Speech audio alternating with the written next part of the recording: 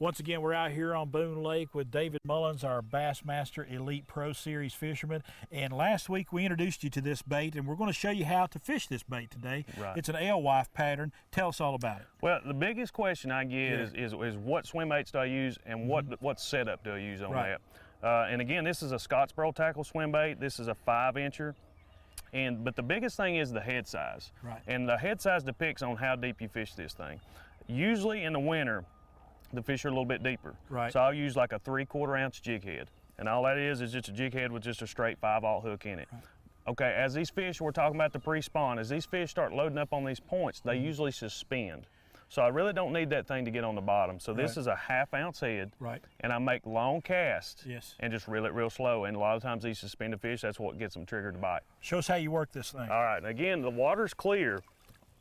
Water's very clear, so you need to make long casts. So I'm gonna throw it as far as I can. And again, this is just a slow, steady retrieve. So you're just gonna reel it real slow.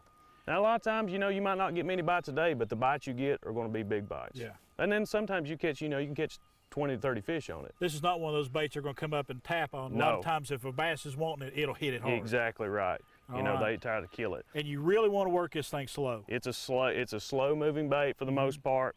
You need a pretty heavy action rod. So this is a 7'3" heavy rod with a pretty fast reel, but you're reeling it real slow. Because when they hit and you set that hook, you want to have some backbone. You need some backbone, and you need a good reel to take up that slack to get up with them. All right, this is just one pattern for these pre-spawn bass, and I tell you what, we're going to come back next week and tell you about what's going on during the spawn right here with David Mullins while we're out here gone fishing with Daytime Tri-Cities.